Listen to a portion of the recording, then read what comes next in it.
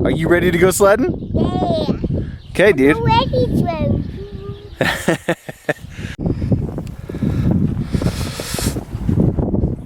Oh, man, it's a little chilly out. Old man Winter decided to visit.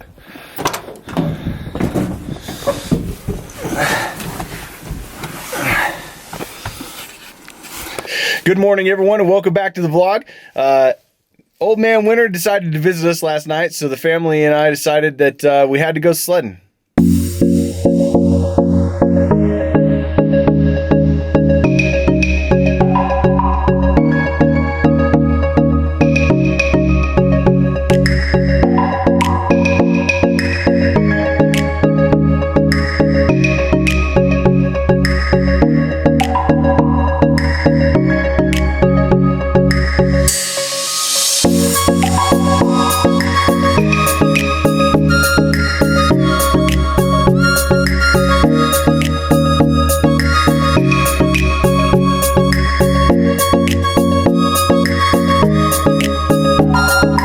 Can't complain about spending a Sunday with the family like this.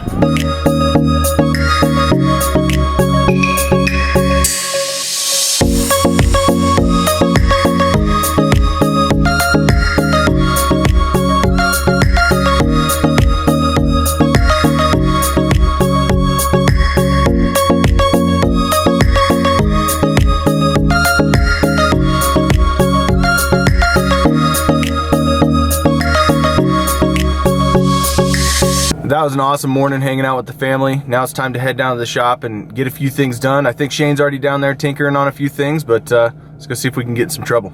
Just got down to the shop. Before I head in here, it's time for a little Sunday afternoon motivation. Cheers, guys.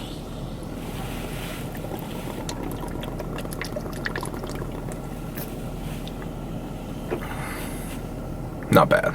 You guys already know what's about to happen. More welding and more grinding. First thing, we've got to pull these jack stands out of the way on the one side, lay this frame down. It can't go all the way on its side because of the cab mounts, but no big deal. Just make it a little easier to weld on this side, and then I'll lift it back up and drop it off on this side. So I know the GoPro died about halfway through, but got a lot of holes filled on this side.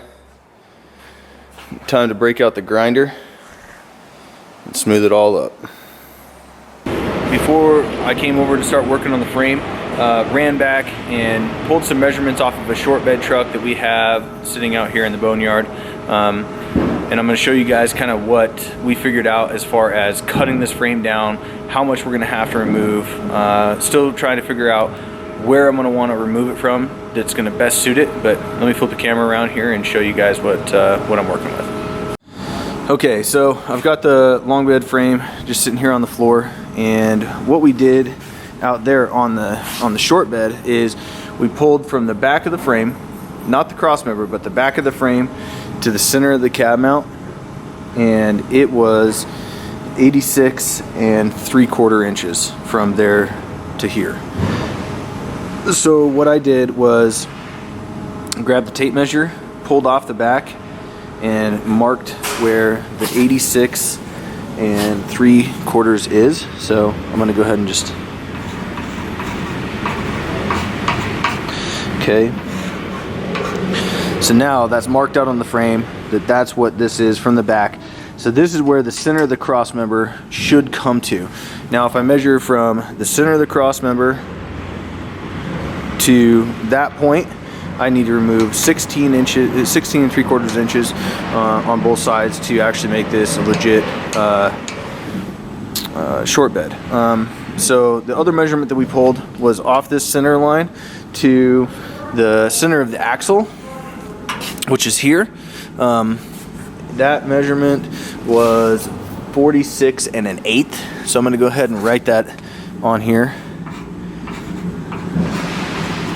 So that's dead nuts for the center of the axle on the short bed, which actually kind of makes this, you know, a little bit easier now that I kind of know where everything's going to lay out. Now that I've got all that figured out, I'm going to come over to the other side of the frame here, and I've determined how far from the center of the cab mount back I want to keep, just for ease of splicing all this together. And I've decided I'm going to go with 14 inches back, and that'll give me still, you know, a good space to just kind of cut all this at a 30-degree angle and splice in the new back half that we're going to be getting from Matt. So still, again, you got the 16 3/4 here. Now I'm going to minus the 14 out of the 86 and 3/4. So I'm going to come from the rear, and I measured forward, and that gave us 72 3/4 is what I'm going to have him cut that back half at. So it will be a short bed. All of this will still get removed. I'm just giving myself a little extra wiggle room from the center of the cross member to here, and then I'll cut that 30-degree angle in the frame, so when I splice everything together, it's not a straight vertical cut, and it won't have that vertical stress point. So we'll get it all spliced in. We'll put probably a diamond plate on the back to kind of seal it all together, plus everything's going to be boxed.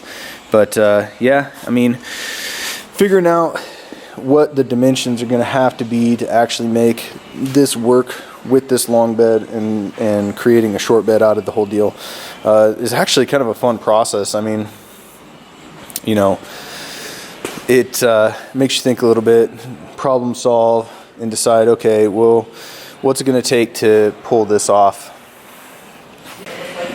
The plan from here was going to be for me to just go ahead and start filling all these holes, but I think a better use of my time today is going to be spent running around to a few of the junkyards here locally, see if I can find a Crown Vic, or if I'm going to have to hunt one down and have it shipped in. As far as the front end is concerned, I need to do that and get these measurements sent over to Matt so he can start, you know, CNCing everything. But yeah, this is a cool process, and I'm learning a ton and having some fun. I appreciate you guys kind of coming along. So I think plan now is I'm going to roll this kind of out of the way and head over to a couple of the local junkyards here and see if I can find a Crown Vicky.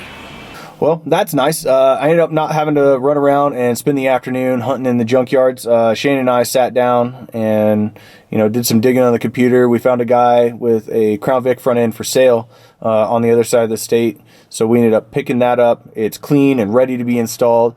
So that'll save us a lot of time. You know, the next thing that we've got to do is figure out how to get it over here, whether that's we go get it or have it kind of freight shipped over. Just depends on what's going to work out the best. You know, the plan for the next few days is try to figure out the engine situation and transmission, and figure out if we need to have something rebuilt, or if we're going to be pulling something out of a newer vehicle that's wrecked, or whatever the case may be. Haven't really decided yet, but we'll get that figured out. Got the rear end measured, and you know, so I'll get all that stuff over to Malco and let him do his thing with the CNC. I'm really excited to see what he comes up with. I think it's going to be, you know, next level. So I think now I'm going to run into the house, let the dogs out, go back, feed the horse, and we'll see. What's up, buddy? What's up? Oh, you're a good boy. Let's go feed Mav. Come on.